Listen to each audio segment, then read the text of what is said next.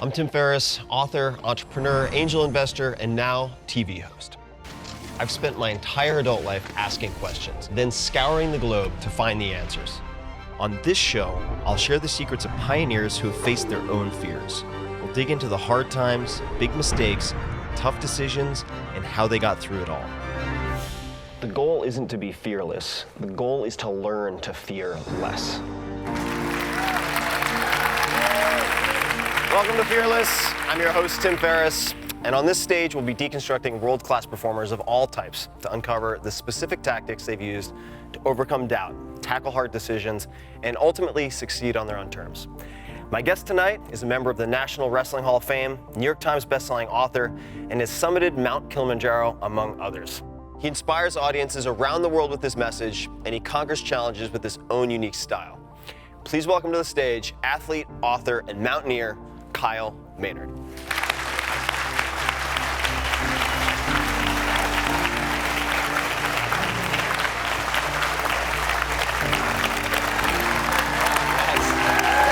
up?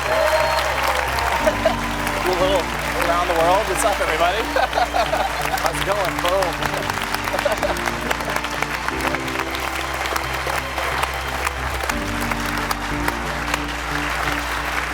Yeah, you did, baby. Awesome, man. Yeah, thank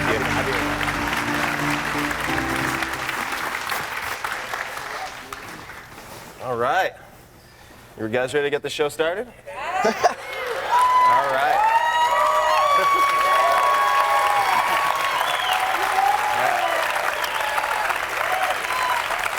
It's so nice to see you, man. You too, man. Nice to see you. It's been 5 years. We met a while back up in Napa. Had quite the adventure. It was. I don't remember most of it, but... Yeah, it was. But I do remember in the sort of flashes of consciousness in between too much wine, everyone being really, really impressed and inspired by you there. I mean, it was such a wonder to behold your effect on people. Like, how could that guy be so drunk and still stay in his wheelchair? I was like, how does he remember these one-liners? They're brilliant. But what I thought we could do, since this is fearless, is that we could start not with necessarily the highlight reel, but start with some of the challenges. So we are going to begin with a video, and let's take a look. Every weekend we'd go to the tournament, and he would get beat. He would lose, and we'd go and we'd get up at 6 in the morning and drive across the town and go wrestle, and he would get beat, and then I would drive home with him crying because that emotional side of the sport, that's what was happening that I didn't want to have happen.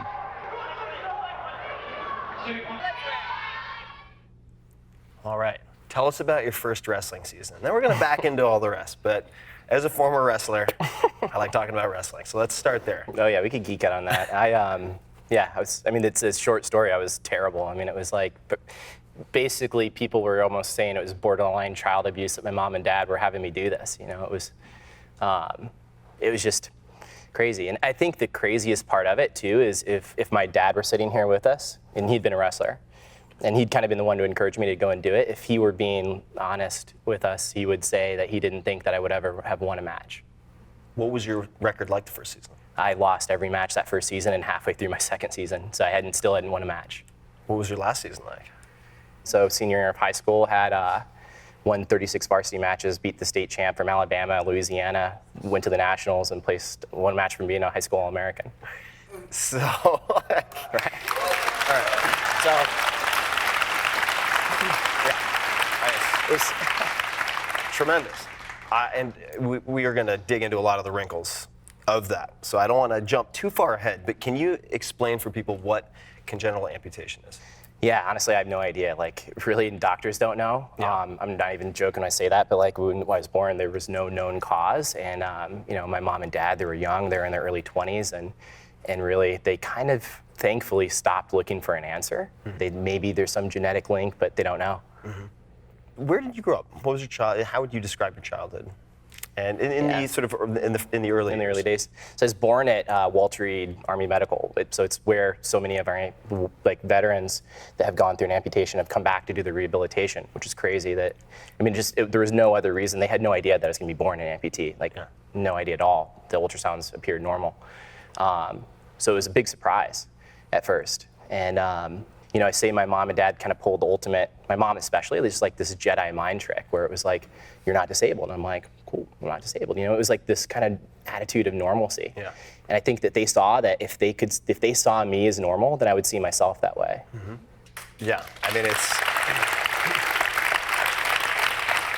I think we'll talk a lot more about this, but I mean, you definitely, child or adult, you sort of conform to the expectations of the people around you, right? So if your parents are presenting you with that image of yourself, then it makes sense. Sometimes too, I mean, this is like a small thing, but it's really not. Like I hear parents that are like, oh, my kid's bad at math. I'm like, what? Like, he's not, maybe, you know, whatever, he might be lazy, that might be true, but they say that, like, my kid's lazy or my kid's bad at math or something like that, they don't realize how they're actually, like, I think in a lot of ways, like, they're creating that, right? How they go and see their kids are gonna be how the kids see themselves. Totally, yeah, self-fulfilling prophecy. Yeah, but my mom, I mean, she was the coolest with this, where it was like, you know, she wanted me to have friends in the neighborhood, and she knew that the socialization aspects of things were gonna be the most critical to my development, and like, so she'd be out, like, you know, corralling other kids to play like neighborhood street hockey games, and you know, she was working as like a temp secretary, and my dad was in college at the time. They didn't have money, but they would buy like the Super Nintendo, so like, you know, the newest gaming system, so they'd have friends come over and want to play. Cool.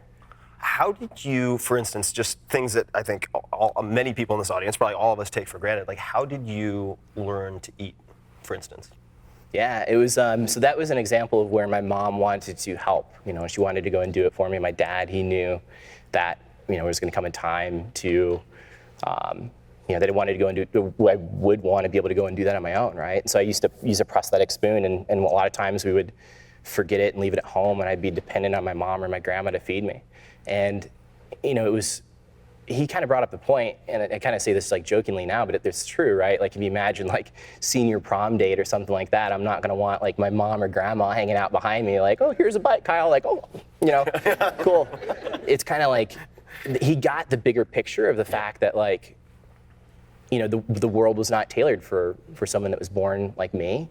So then I'd have to be able to adapt to go and figure it out. What was the process like?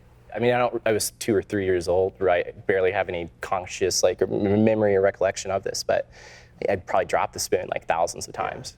And did you ever wear prosthetics or consider prosthetics? I did. I wore them up until I was in kindergarten.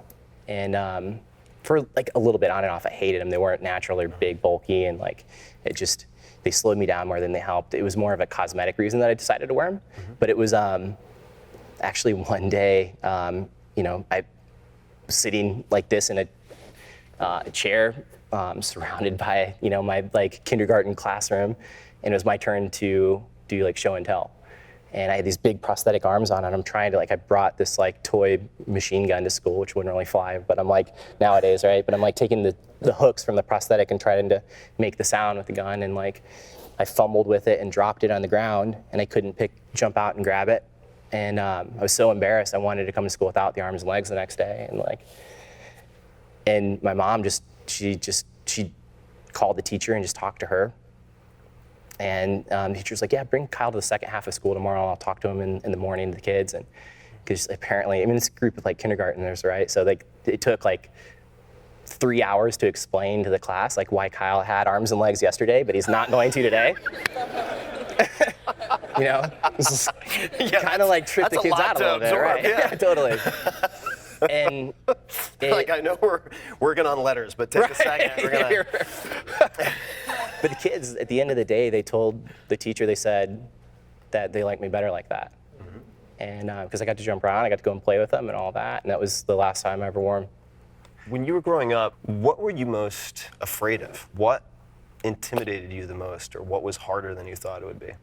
Definitely girls.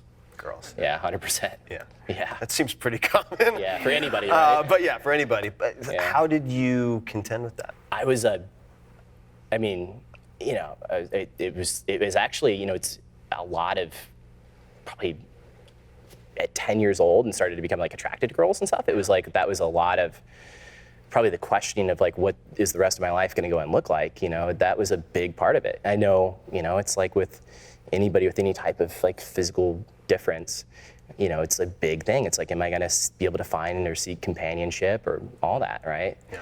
And, you know, like probably the most fear-filled moment of my entire life to date was, you know, not like Kilimanjaro or like stepping into a cage and fighting MMA. It was like asking my senior prom date out, you know? Yeah. And but at the same time too, it's then, you know, now fast forward to where life is, it's like, I've had an amazing dating life. I've dated some amazing girls. You know, my mom's ticked off that I haven't like settled down to like find the right one yet and give her grandkids, but you know, Sounds like a lot of moms. Yeah. You know, I remember meeting at the event with you. Neil Strauss was there, right? Yeah. And I was thinking, like, you know. So Neil Strauss, he's written 8 New York Times best-selling books, including The Game. So. Yeah, and you know, it was like, we should totally have like a pickup seminar for guys in wheelchairs. Yeah. You know.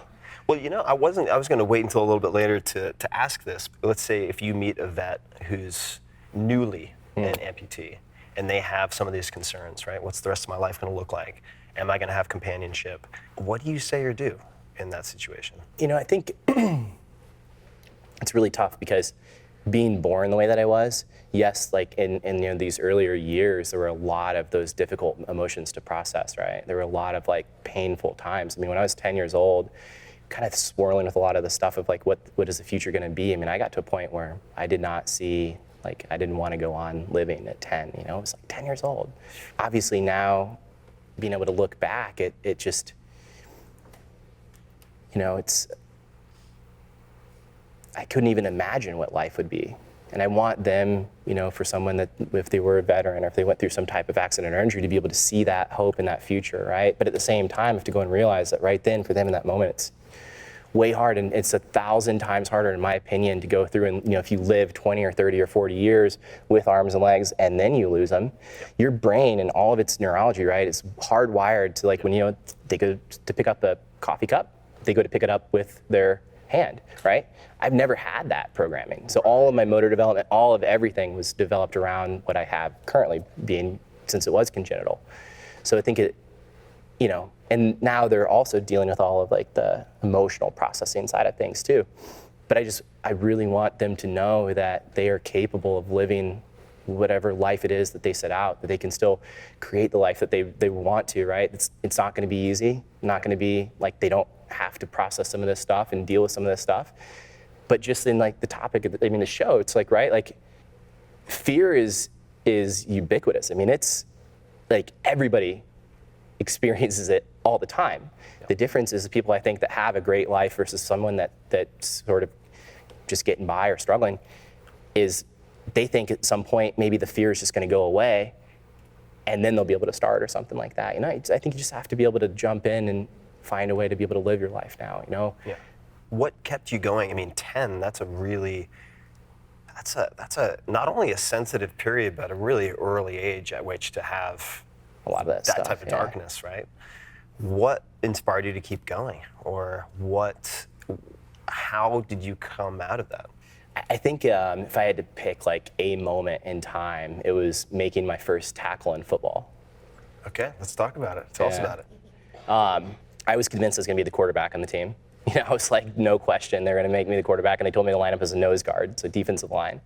And first day of practice, we weren't even like in full pads, but just wearing helmets and stuff. And the center went to go and snap the ball between his legs, and I'm lined up right across from him. And they told me my job was like follow the ball, and he basically just like stood straight up. And so I just dove under his legs and smashed my helmet in the quarterback's legs, knocked him over. First play, got the sack. Came home that night and called my dad. He's out of town on a business trip, and I was like, I think we're done with youth football. I'm going straight to the NFL. And so there's a good photo. Right? So that was one of the moments. Big time, because it was like at that moment, it was like this moment of achieving something I never thought that I could before, and like, you know, being a part of the team and the camaraderie and all that, right? So it was like, you know, all of these like psychological studies and books on like, you know, engagement and flow and all of that, right? You know, when you are in that flow state, then it's like you aren't thinking about anything else, right? That's why I love like jiu-jitsu or mountain climbing and that kind of stuff now, because it's like when I'm doing that, you know, if I think about like, oh man, I got to go do my taxes, and I get choked. Right? Yeah, right. There's an immediate penalty. Yeah, big time. You're not just sitting on a couch meditating, trying to get into the zone. There's like an immediate repercussion. Immediate repercussion. But like in that moment, it was like I wasn't worried about am I going to have to live at home with my mom and dad forever? Am I ever going to have a girlfriend? You know, all of those fears and doubts and those questions, it started to kind of loosen the grip on that. And your dad suggested the wrestling? Is that how that started? Yeah, he basically tricked me into coming out. So the rule is that if for me or my sisters, if we signed up for any type of sport or activity, we had to finish it. Like, or at least finish the season. You know, we didn't have to sign up and do it again, but you had to like sign up, you know, and finish that season. So I did 6th grade, didn't want to ever do it again. I was like done. And 7th grade signups came up, and my dad was like, yeah, maybe you should try it again, you know, blah, blah, blah. And I'm like, no, absolutely not. And he said, you know, I want to tell you something I never really talked to you about. He said, I didn't win a single match my first year either. And I knew that he'd become a really good wrestler, like in high school and college and stuff later on. I was like, wow, really? And he said, yeah, nobody ever wins a match their first year in wrestling. It's actually really common. He said, but everybody wins a match their second season because you'll find somebody who's their first season and you'll beat up on them, right? So I was like, awesome, sign me up. And to make a long story short, I was interviewing my dad's dad, my grandpa, for my book when I was writing, and I was asking him, I was like, when my dad was losing all his matches his first year, like, did he want to quit too? Because I begged to quit all the time, and they would drag me out to these tournaments, and he was like, had no idea what I was talking about because that whole story had been a complete lie. So, based my entire life off of that lie, right? And so then the first kid that I beat, I see this, like, you know, before the match started, I had him beat him. Like, this kid's like, oh, that kid's a first-year wrestler? He's pretty scrawny. I was like, you know, he's not even warming up the right way. Like, look at him jumping around. Like, oh, we shook hands. I was like, you got a weak handshake. Like, took the kid down and landed on top. I was like, whoa, this is awesome. And I was like more shocked than he was. Like, I'm just gonna keep doing it. So let's pull up a video of one of your wins. Let's take a look.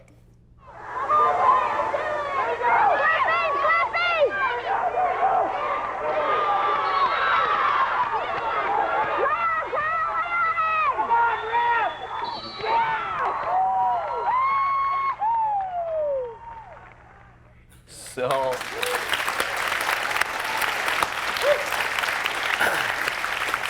we also have some photos, and when they have a chance, I want them to pull up a photo of like a low leg attack. I was really impressed when I saw this photo. We could demonstrate one right here if you want. You know. Yeah, let's do it. So let's do it. All right, let's.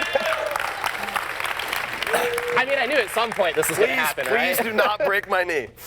All right. Yeah, we'll go through it slow. All right, so how do you want to So, like, you know, normal wrestling match starts, we come out, we go and shake hands, right?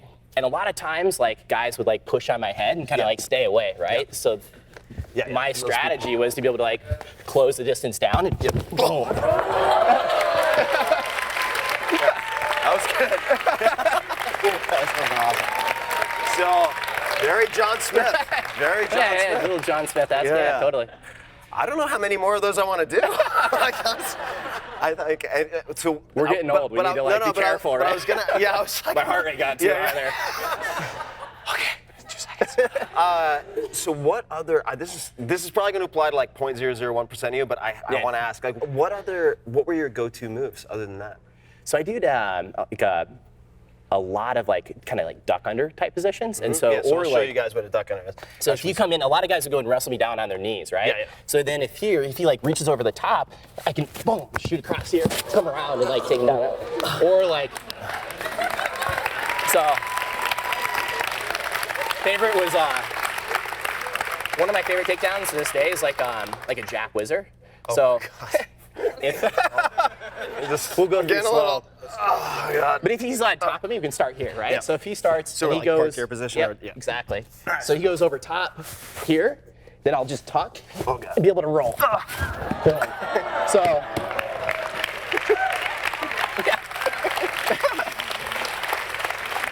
All right, I think it's time for water. All right. We definitely the biggest go-to. I don't think it's a good idea to demonstrate. What was this? But my biggest go-to technique was called the jawbreaker. But, you know, basically would take someone's jawline like that and use like kind of a front headlock position and just crank on the jaw until they just turned over on their back. Boom, pin me. So that was the jawbreaker. Oh my God. I'm really glad we did a little demo. You don't wrestle with all your guests? Is that No, this is new. Okay. I mean, maybe I should. Glad I could be your first. I'm not going to pick you, yeah. No, of all the people I'm going to pick. So you were inducted into the National Wrestling Hall of Fame. That's a big deal. That's a big deal. I mean, my heroes are in that Hall of Fame. Totally, mine too. How did that feel? How did that happen? It was, I mean, in contrast to how bad I was when it started, it was really just a cool moment to be able to kind of like reflect and look back and see, how how far we gotten to come. I mean, it was really pretty wild. There was a big argument in when I was competing in wrestling and jiu-jitsu as to whether or not I was unfairly advantaged. Which is an interesting juxtaposition of kind of how bad I was, like I talked about when I first started, to then, later people were saying, yeah, he's unfairly advantaged because I was competing against, in high school, I weighed 103 pounds and, many moons ago, and, I'm going up against these 103-pound kids and weren't huge kids, right? And I had a bigger upper torso than the kids I was going up against. And,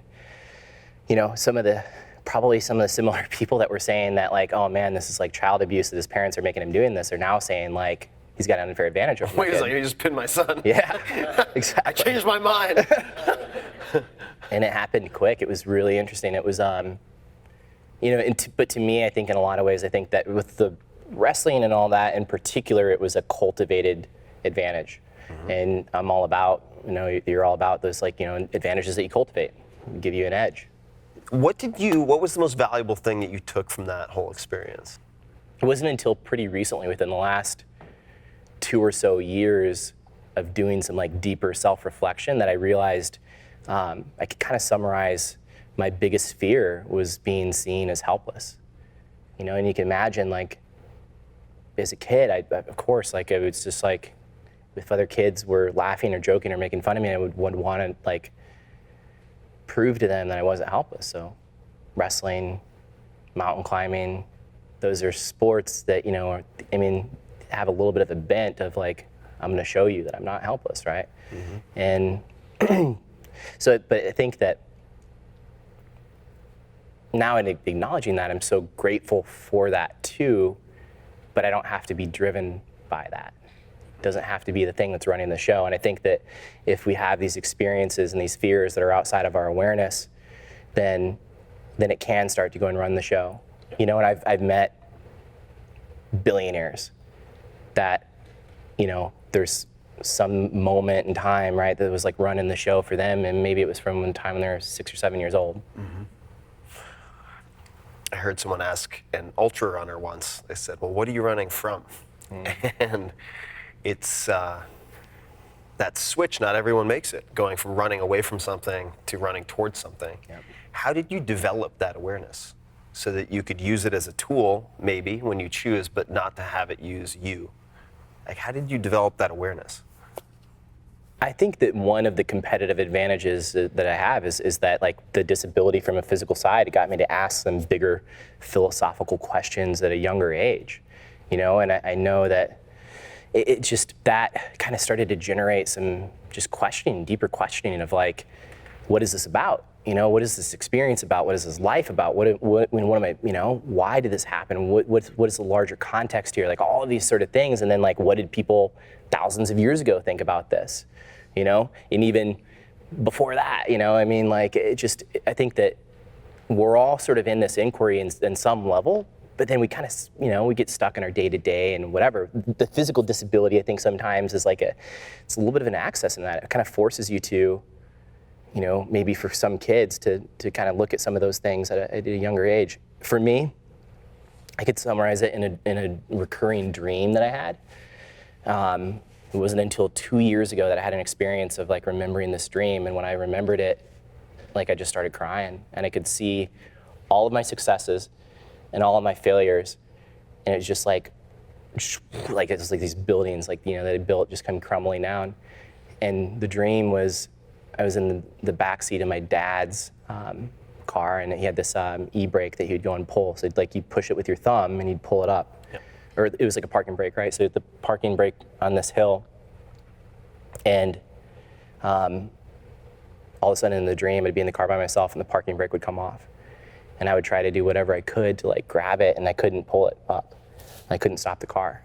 And then a car would just pick up speed, and eventually it was just like, it would just like wake up and have this like fear of like kind of falling, feeling right. And it was like just this intense fear and this intense feeling of like helplessness. That was like from the time as maybe like 5 or 6 to like middle school. I had that dream a couple times a year. It was pretty intense. And I think now, if I'm in the airport traveling, sometimes I'll pull up the gate in the plane, the gate agent, is like, we'll have different responses. Sometimes they're totally cool, and I tell them I'll jump out of my chair and I'll go and walk to the plane. Sometimes they won't believe me, and sometimes, it's like, you can't do it. And I'm like, can I, it would trigger some of that stuff where it would be like, like some of those like helpless feelings. And I'd have this thought that would be there of like, man, like, you don't have any idea of like the places that I've been, like you probably couldn't go, right? You probably couldn't be able to climb Aconcagua or something like that, And I'm like, I have that thought, and I'm like, oh man, that's a stupid thought. Because I think if you have awareness of something, it's like pops up into my head, and I'm like, well, that's just my own fear, that's my own insecurity, and then it can go away. But if it's just behind the scenes running the show, it's like, I think a lot of us, human beings, we're wired that for whatever reason, we kind of make these decisions up about ourselves. I think also human beings, just evolutionarily speaking, we're wired for survival, not for happiness.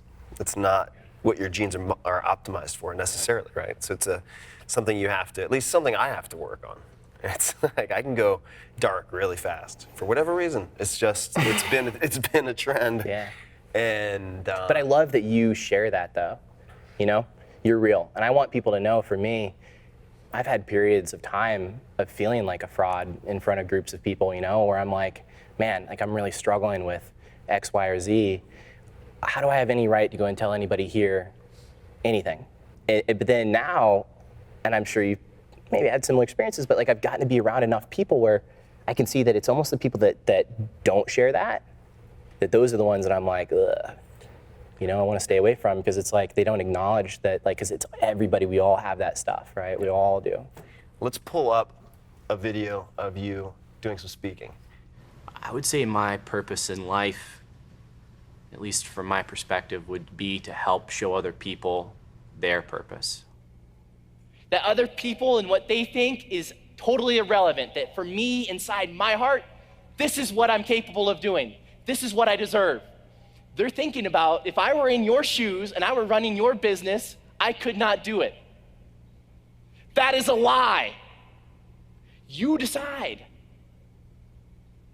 You decide what you're capable of and believe and deserve.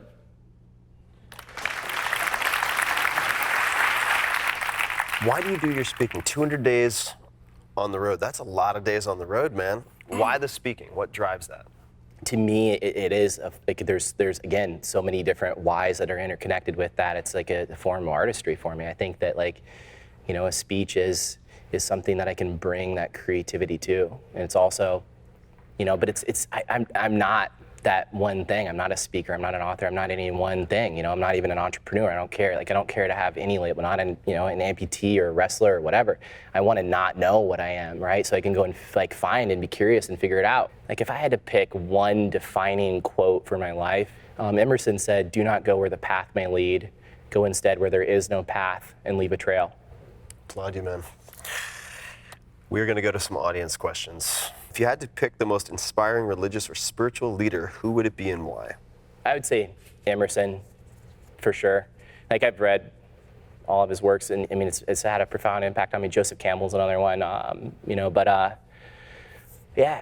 I'm just constantly I geek out on that stuff hard. The thing I'm obsessed with currently is the Upanishads, and so, it's just like thousands of years old, a lot of these ideas, right? When we kind of like to go and put different wrappers on things and think that we've got different smart ways to figure stuff out, but it's really just like it's just knowledge of life and this inquiry is like so old, and it cracks me up now. I'm also a big fan of like Martin Seligman and positive psychology and Albert Bandura, you know, in the sort of the research side of things, but it like cracks me up. And I told you, did an interview with Mark Devine today, and Navy SEAL commander, and we were just joking that like researchers will be like, new headline, smiling makes you happier. You know?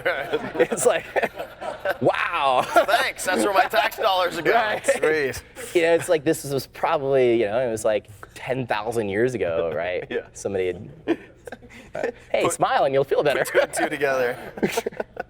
So I read this, and I was like, of course, just because we spent a little bit of time together. It was like, known for having nice handwriting. And I was like, okay, yeah, of course. Like, of course, Kyle would have better handwriting than I do, which you do.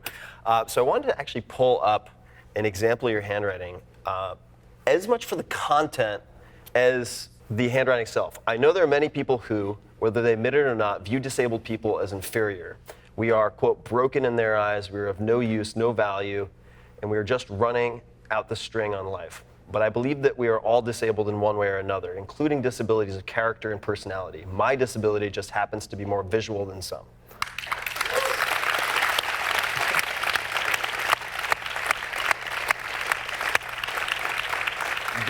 This really, when I read that, it really impacted me because it's true. I mean, that sounds maybe a simplistic way to put it, but it's really profound, right? You have people walking around with, everybody has their own wounds. They're all battling their own demons. And I remember I was really bent out of shape about some personal flaw or weakness. And I think it was like an aunt. I think it had too much to drink. And she said, don't worry, people are like Swiss cheese. And I was like, what? And she said, no, we all have holes. Like we all have those gaps. So this is from Twitter, @MastonMD. What specific things do you tell yourself when the thought of quitting enters your mind? I think a lot of it is I try to examine just like what is that coming from, right? Because sometimes I think that, and this is one of the things that's kind of changed and shift, right? I used to talk about like, oh, never ever give up. Now I'm like, giving up is super important, and you should give up a lot of things a lot quicker. A job that you hate, a relationship that sucks, like give it up immediately, right? Like.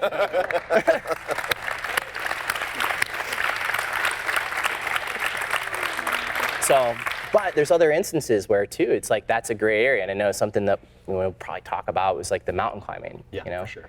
But you know, for a little taster of that, a lot of my experience with mountain climbing is, you know, gotten to the point where I'm like, how far is too far? Yeah. You know, like, yeah, I can go and have, like, I can push myself, but like, will there be irreparable harm? Yeah. You know, and like, you know, so of course, like, probably 95% of any climb that I've ever done, like, I'm like wanting to quit. And, you know, the 5% that I'm not, it's like I'm either hanging out with my friends or looking around at how beautiful this is, but it's like a lot of the time I have that thought going through my head, and the most brutal parts of either climb in Aconcagua or Kilimanjaro that I took on were the last day that I could have paid extra for like a helicopter evac. And I realized it was like, because I had that option and that choice to get that evac, it made things like the suffering way worse. So I wanna pull up a photo of you. I believe it might be in your gym, could be elsewhere, but working out on rings. So it looks like you're having a pretty pleasant afternoon. Pretty good time. Yeah. What role has building physical strength played in overcoming mental, emotional, and social challenges for you? I think that easily that the physical is the easiest and first access to, you know, I think just to like gaining some type of like inner awareness. I mean, it's just that like as a baseline is an awesome place to start, but I think it just doesn't stop there. I think sometimes if you have people that they aren't able to really contextualize what they're doing and see how the physical can map into everything, right? It's kind of all the same stuff. So the same lessons you're going to go and learn there, the things that are going to go and help you in business, the same things are going to help you in your relationships or your passions and all that. It's just realizing that it's kind of all the same and nothing happens quick. Yeah. So it does take a lot of time, and frankly, you know, a lot of suffering and a lot of failure and a lot of like stuff that nobody really wants to like do. It's like more of like, I want to take this pill and get this effect. I want to go and have this thing, you know? I mean, I love a lot of like the biohacking stuff, but I feel like kind of like the thing that we go and do by cheapening the process is like we skip a lot of steps along the way. I think a lot of people forget that they're supplements for a reason. Yeah, It's totally. not primary. And just to underscore something that you mentioned, or looking at it maybe a slightly different way, but this is how I've thought about it a lot, is like when I'm in dark periods, the most fruitless thing that I can do personally, I'm not saying this applies to everybody, but is to try to think my way out of it. And so people say mind over matter. I think you can also go the other direction. I think you can have matter over mind. And using your kinesthetic body, rather than viewing things through this lens of like, it's like Cartesian duality of mind and body, like your brain's an organ. Like that stuff is completely intertwined. Big time. Using the physical as a way to develop mastery over the mental has always been my default when I'm feeling. It's a good place to go. I mean, it's because it's like that immediate sort of access. Yeah, I mean, go to the pain cave, man. Right? Figure stuff out like Figure real shit quick. out. But to that point too, something just popped in my head. I had an amazing meeting a couple weeks ago. Got to have a meeting with the Secretary of the Army at the Pentagon and talk to him about some of these veteran issues and why is it that 22 veterans a day are committing suicide. You know, and it's staggering. I want to know, like, what are they doing about that? But the one of the things that he said really stood out. I think is helpful in this sense. He said, whenever he gets to that place of being really stuck, he knows that one of two things like are happening, probably both. But one, he's trying to do it all by himself, and the other is he's just not asking for help.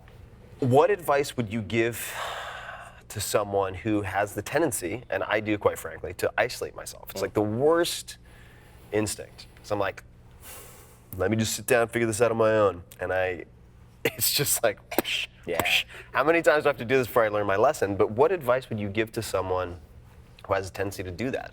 I mean, that's me. Yeah. I totally would agree. I'm the same way. But it's really like, lately I've been like, nah, screw that. You know, it's like I want to, like, really, like, what's running the show there? Yeah. I think is a big part of it. Is it my own like ego? Is it my own sense of like I can't go and like have support or help from other people? Like, you know, I need to go and do it on my own, or no one's gonna go and do it as good as me, or whatever those kind of stories are. It's like it's all BS. And like, it just, if it's made up in my head, that's just like I can go and unmake it up, right? I can go and surround myself with amazing people that are like way smarter than I am. You know, some of my like best friends and business partners like have the exact opposite strengths that I have. As soon as we partnered together, then it was like things just shot up through the roof, right? And you put the right people in the right places. Like that's the whole like special forces mentality. Like that one person inside of like an environment can go and change the whole landscape. And I think it's so true in business. The whole idea of kind of being like the solopreneur and grinding it on your own and like the late nights. It's like, yeah, that can be a good place to go and get started when you don't have a team and access to people. But even then, it's kind of an excuse because you have a community of people that you could tap into, and your friends and family and other people like that are going to be willing to champion your cause. The one thing that's helped me quite a bit, you guys can check this out, the musician Amanda Palmer has a TED Talk on asking for help. And I remember watching it, and then I read her book, and I was like, yeah, dummy. Like, if you're suffering, call one of your friends who's already figured it out and ask them for help. It was just like such a, kind of in retrospect, hilarious epiphany for me. And it's always been really hard for me to do that. But it's in those deeper moments of suffering, I think it's the moment that's like the least thing, the last thing you want to do. Yeah. So you mentioned Emerson. What books have you gifted the most to other people, if any? Or if you were to gift books to other people? A ticket is an article that I know that you've recommended a bunch that I have gifted to all my entrepreneur friends is 1,000 True Fans. 1,000 True Fans by Kevin Kelly. Yep. Oh, yeah. And that's made a huge difference for me because I'm like, you know what? Frankly, it's like, you know, is my own ego like that like tells me like, oh, I need to have an audience the size of Tony Robbins or Tim Ferriss, right? It's like, no, necessarily. Like I need to really be able to communicate and tap into like who is my tribe. Yeah. And I, you know, in the process right now of like literally like I'm finally like balls out, I'm creating it. And like the wrapper that I want to go and use for that brand is the mountain movement. But the whole idea is I want people to go and like get over this idea of knowing that they have all the right answers and that their beliefs are the right way. It's like, and any belief, right? I challenge any belief in that. I'm not talking about one thing. It's like a mountain, it does not care how, like what race you are, what gender you are, whether you're in a wheelchair or not, it doesn't give a shit, right? Yeah. Mountain's like 0 F's given. I mean, like 100%, right? Like, and it's kind of in that it's beautiful in its indifference, I think. Yeah. And at the same time, it's like, I think I want to go and empower people to go in their own metaphorical mountains. Like, how do they go and climb those things? And how do they go and build that team to ultimately, like, leave the world better than they found it?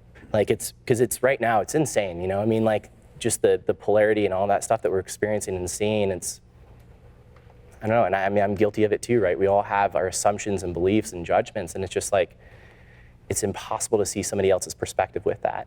And when you look at me, or if someone looks at me for the first time, if you haven't seen the videos and stuff like that, it doesn't automatically occur to someone like, oh, that guy's clearly an MMA fighter or a mountain climber. It would be true. There's a quip that has been profoundly impactful in my life that was called "The map is not the territory." Yeah.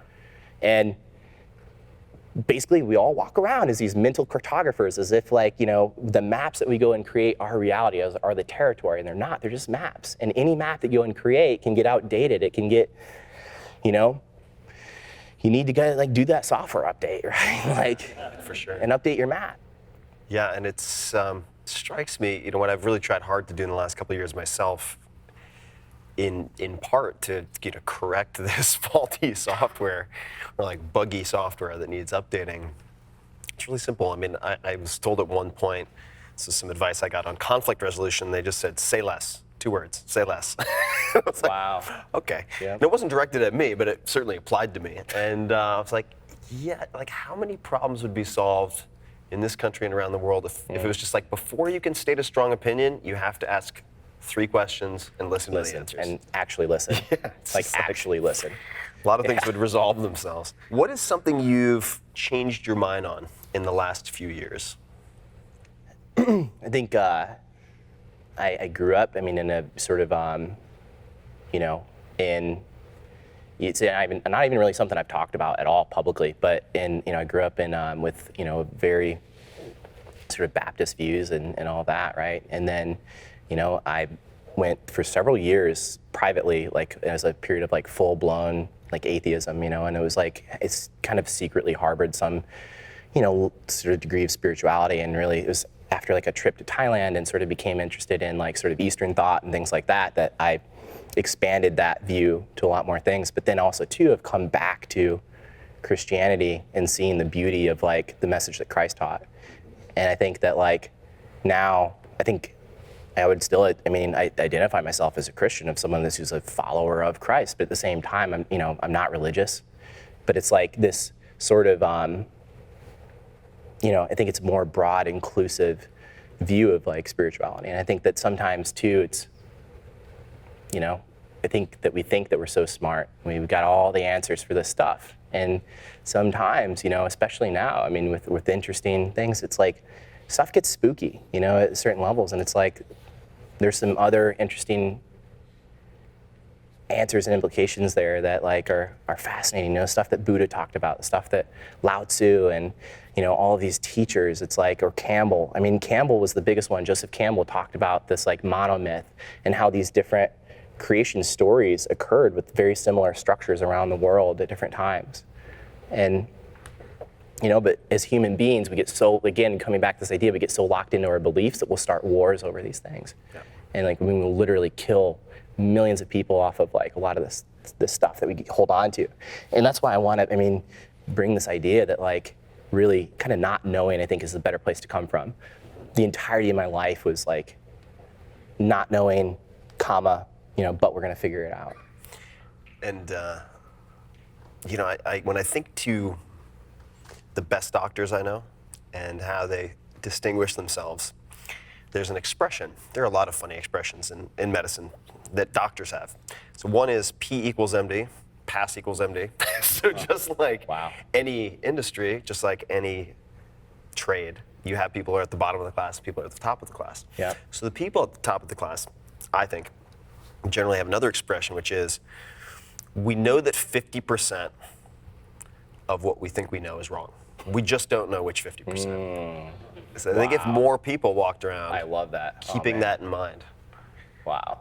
it would lead them to ask more questions as opposed to seek to antagonize, seek to prove themselves right, Yep. right off the bat, right? So I want to talk about mountain climbing. How did, let's say Kilimanjaro, how did that come into the picture? Total ADD. It's the best explanation I have for it. Like, it was like, I did a CrossFit sectional workout. The first workout was a 1,000-meter row and then sprint up this like 900-foot stone mountain and tore the skin up on my arms to get up there. And I was like, but I got to the top. It was like an hour and 46 minutes. It was destroyed, but got there. I was like, wow, this is beautiful. My friend sitting there and we're talking and I told her, I was like, I want to do Kilimanjaro. She was like, you're freaking crazy. Like, you just tore the skin off your arms doing 900-foot stone mountain, and this Kilimanjaro is like 20 or 21 stone mountains stacked on top of each other. Yeah. And I was like, I don't know how we're gonna do it, but want to figure it out. So it was just a brutal beat down from the universe on every level after that to get to that point. Now, what did you do? All right, so you had this stone mountain, was it? Yeah. Took all the skin off of your arms and legs. So what was the gear? So with that, we used leather welding sleeves. And I was like, this will protect my arms, until I realized the leather welding sleeve was a lot tougher than my skin. And that's. So it was the leather that ripped it up. Yeah, but it was like, it wasn't the stone, but it was like, we tried bath towels and duct tape, and like, thankfully I've got, these amazing friends that were sitting and just duct taping stuff on my arms and my feet for hours, and like we tried, like oven mitts, like cooking oven mitts, and like several of them stacked up, and we tried football hip and knee pads, all these different things. We finally got smart and took a mountain bike tire and cut that into pieces, and then like wrapped it around and give some traction and created this prototype shoe. So I used that to get up the mountain, and we didn't get the final gear set complete until 2.5 weeks before we left for the climb. What was driving it? That's a big commitment, right? And you presumably have other stuff going on. That takes a lot of focus. Big time. What did you hope to get out of it? And the biggest driver there was for me personally. Yeah. And it's hard to kind of understand unless you've spent a significant portion of your time and your life in a wheelchair. Okay. Because you don't necessarily realize how many places you can't get to in the wheelchair. In America, I think that like we have the greatest country in terms of that I've experienced in terms of accessibility. Part of it is because I think we're a fairly new country, right? But it's like in terms of the world, there are many places that are off limits, and that was, when my friends would go and run off into the woods, I couldn't go and follow them.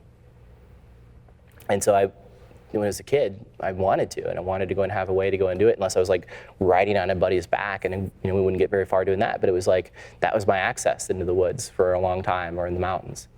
And I wanted to go to nature. I wanted to experience it. I wanted to go and see these places that I read about in some, like poem or something. I'm like, the snows of Kilimanjaro. I want to see that. As the ever-present threat of deadly avalanches looms, scree and dust make movement difficult for Kyle. Spikes are attached so he can navigate the icy slope. And Kyle's will to succeed is clear. Nothing will stop him.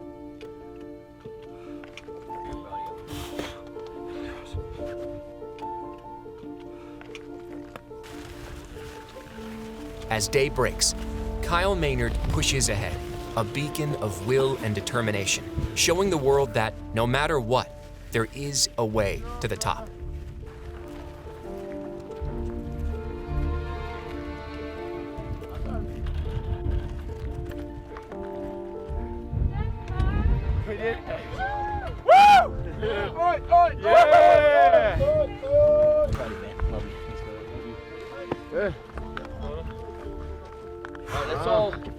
Let's all gather around. We gotta grab all. Once he's reached the summit, Kyle Maynard's mission is complete, and he can pay tribute to the men and women who've inspired him, who choose to live life to the fullest because there are no excuses.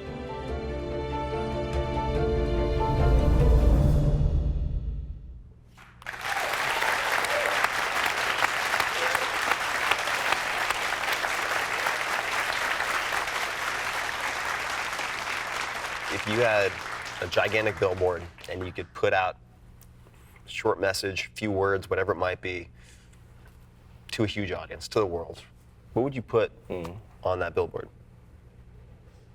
It's I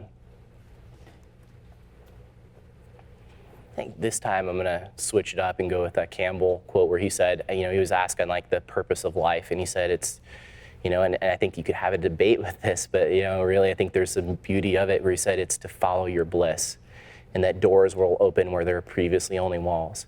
If I'm attached to this idea of like, oh, I have to be the speaker guy, then I don't necessarily get it.